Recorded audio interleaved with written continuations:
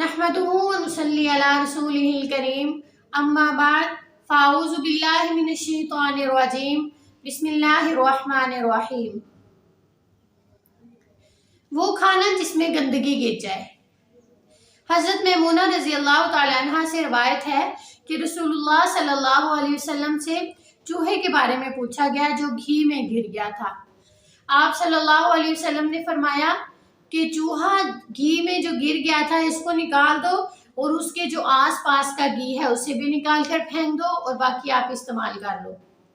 यानी घी जमा हुआ होता है, बाज़ नहीं भी जमा हुआ होता, लेकिन ज़्यादातर घी जमा हुआ होता है, तो वो जो चूहा होता है वो एक तह तक ही जाता है, बिल्कुल नीचे तक नहीं जाता। तो वो जो जिस तह पर चूहा हो उसको निकाल कर फेंक देना चाहिए और बाकी को इस्तेमाल कर लेना चाहिए।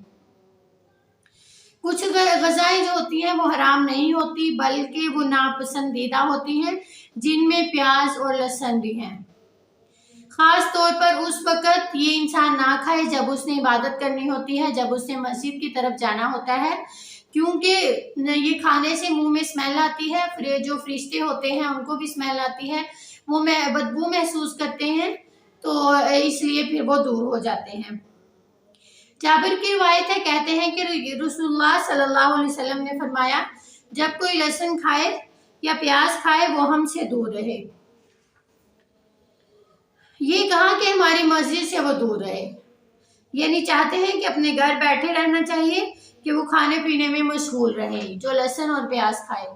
अबू सईद खुदरी से रिवायत है कि अभी हम वापस नहीं लौटे थे कि खैबर फतह हो गया और रसूलुल्लाह सल्लल्लाहु अलैहि वसल्लम के सहाबे इस लहसुन के दरख्त पर गिर गए। उन्हें बहुत ज़्यादा भूख लगी हुई थी, उन्होंने लहसुन खा लिया। हम फिर मस्जिद में आए और आप सल्लल्लाहु अलैहि वसल्लम ने बदबू महसूस की। नबी करीम सल्लल्लाहु अलैहि वसल्लम ने कहा कि जिसने इस खबीस दरख्त से कुछ खाया है वो मस्जिद से दूर रहे। ये बात आप सल्लल्लाहु अलैहि वसल्लम ने क्यों कही थी? इसलिए कही थी कि जो फरिश्ते होते हैं वो भी बदबू महसूस करते हैं, फिर वो दूर हो जाते हैं।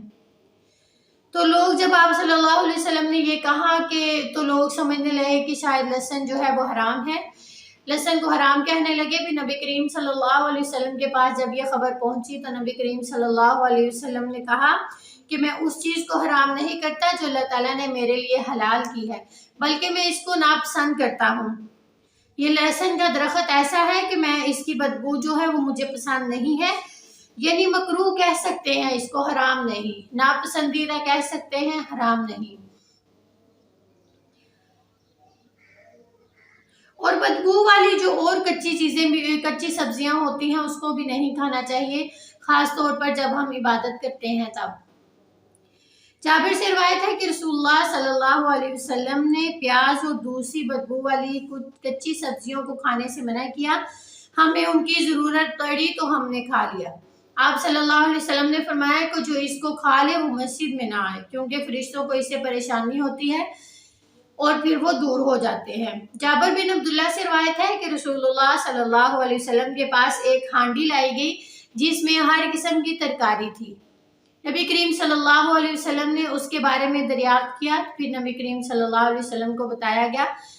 एक और उधर सहाबी बैठे थे तो नबी करीम सल्लल्लाहु अलैहि वसल्लम ने फरमाया कि उसको दे दी जाए। जब उसने भी उसको खाने से नापसंद किया तो नबी करीम सल्लल्लाहु अलैहि वसल्लम ने फरमाया कि खा लो, मैंने उससे सरगोशी करनी होती है जिससे तुमने सरगोशी नहीं करनी।